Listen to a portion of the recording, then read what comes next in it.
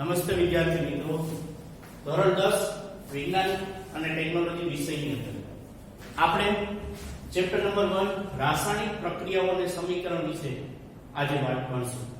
ચાલો સૌથી પહેલા શરૂઆત કરીએ. આ પાઠની શરૂઆત કરતા પહેલા ધોરણ 9 ની અંદર આપણે ભણી ગયા છીએ કે રાસાયણિક સૂત્રો કેવી રીતે એ લખવામાં આવે છે. તો રાસાયણિક સૂત્રો કેવી રીતના લખવામાં આવે છે એની પ્રાથમિક માહિતી વિશેની ચર્ચા કરી. 9મા ધોરણની અંદર આપણે સામાન્ય અને બહુપરમાણુની આયન એના વિશેના 3 કોષ્ટક જોયા. ચલો ધ્યાનથી ફરીથી એક વખત જોઈ લઈએ, જે આપણા માટે ખૂબ જ અગત્યના આ પાઠ માટે છે. પહેલું કોષ્ટક જોઈએ તો આ બધા જ ધાતુ તત્વોના નામ દર્શાવેલા છે. આયનનું નામ સોડિયમ, એની સંજ્ઞા થશે Na+. 9મા ધોરણની અંદર ભણી ગયા એ પ્રમાણે Na+ કેમ એમ છે. ચલો જોઈએ. દાખલા તરીકે જાણીએ છીએ સોડિયમ. સોડિયમ આપણે જાણીએ છીએ સોડિયમની સંજ્ઞા Na. સોડિયમનો પરમાણુ ક્રમાંક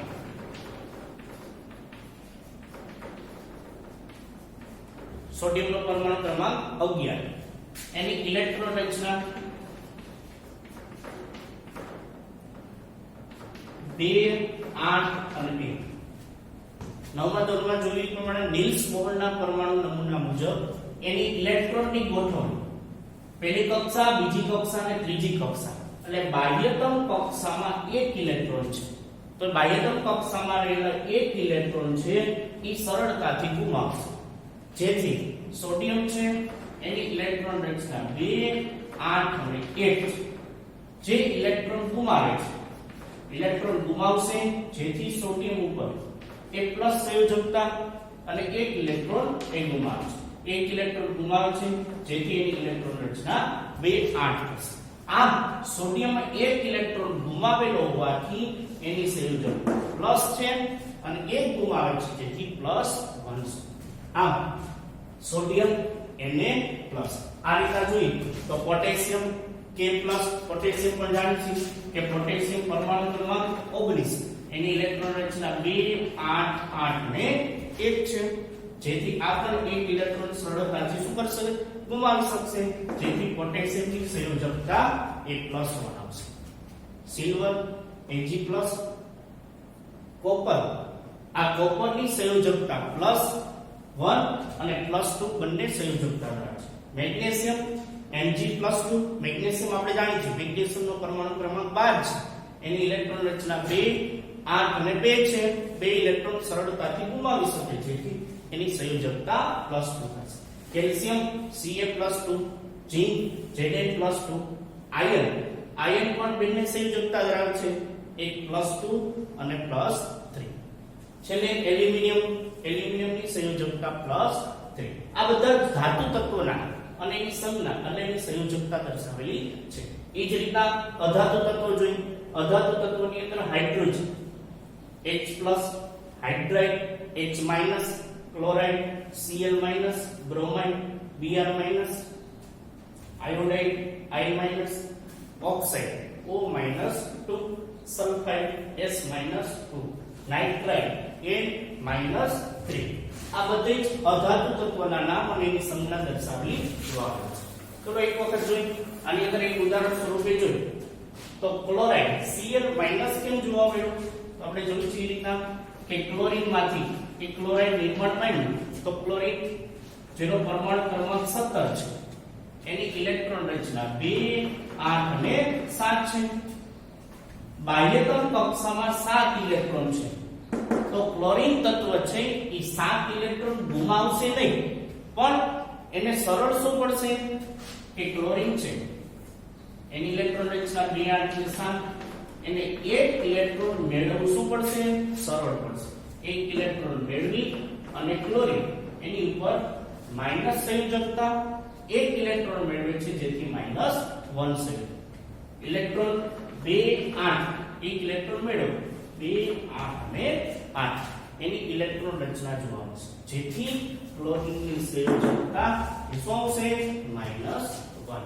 આમ અધાતુ તત્વોના નામ અને સંજ્ઞા. ત્યારબાદ જોઈએ બહુપરમાણુય આયન અને એની સંજ્ઞા. બહુપરમાણુ એટલે એક કરતા વધારે પરમાણુ. દાખલા તરીકે પેલું જ નામ જોઈએ એમોનિયમ. તો એમોનિયમની અંદર નાઇટ્રોજન અને હાઇડ્રોજનના 4 પરમાણુ દર્શાવેલા છે તો એમોનિયમ નાઇટ્રોજન અને હાઇડ્રોજન થી એક સંયોજન બને છે તો ammonium NH4 plus hydroxide OH- nitrate NO3- hydrogen carbonate HCO3- carbonate CO3- 2 sulphide SO3- 2 sulphate SO4- 2 અને છેલ્લે ફોસ્ફેટ PO4- 3 આ બધા જ બહુપરમાણીય આયન અને એની સંજ્ઞા દર્શાવેલી છે આ આખું કોષ્ટક આપણે ધોરણ 9 ની અંદર ભણ્યું પણ આપણે ચેપ્ટર નંબર 1 ની શરૂઆત કરતા પહેલા એટલે રાસાયણિક પ્રક્રિયાઓ અને સમીકરણ ભણતા પહેલા કે જે આપણે જોયેલા 9મા ધોરણની અંદર સંયોજન અને એના સૂત્ર એ કઈ રીતના નિર્માણ પામે છે ચલો એક ઉદાહરણથી શરૂઆત કરશું સિમ્પલ સાદું ઉદાહરણ જોઈએ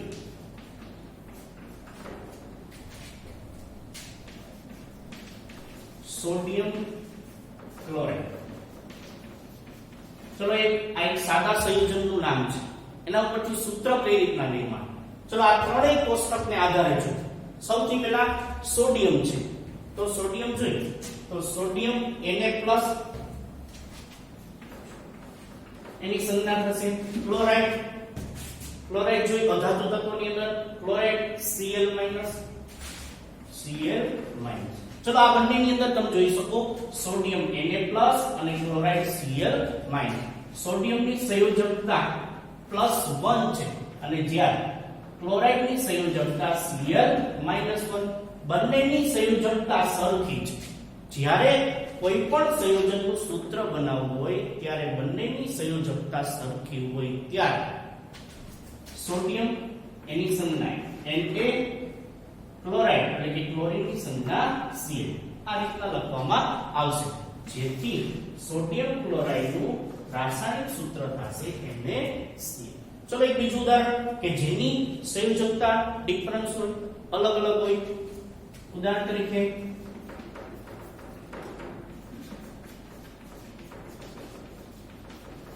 મેગ્નેશિયમ ક્લોરાઇડ ચલો મેગ્નેશિયમ ક્લોરાઇડ માં જોઈએ મેગ્નેશિયમ આ કોષ્ટકની અંદર ધ્યાનથી જોઈએ મેગ્નેશિયમ Mg+2 ક્લોરાઇડ અધાતુ તત્વોની અંદર ક્લોરાઇડ Cl-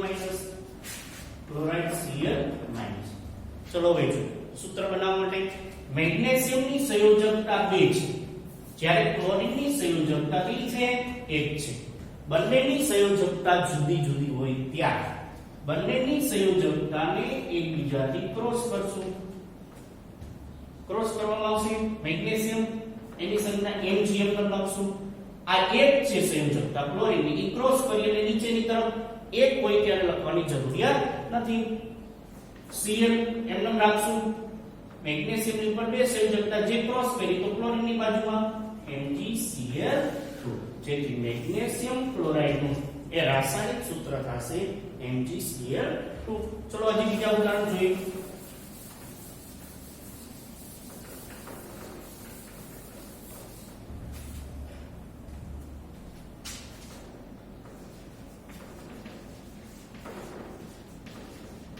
એલ્યુમિનિયમ ઓક્સાઇડ ચલો આપણે જાણીએ છીએ આ કોષ્ટક આખું પાકું કરવાનું છે એના આધારે આપણે લખી શકીએ એલ્યુમિનિયમ છે તો એલ્યુમિનિયમ +3 એની સંયોજકતા +3 ઓક્સાઇડ અધાતુ તત્વોની અંદર જોઈએ ઓક્સાઇડ O- ની સંયોજકતા O-.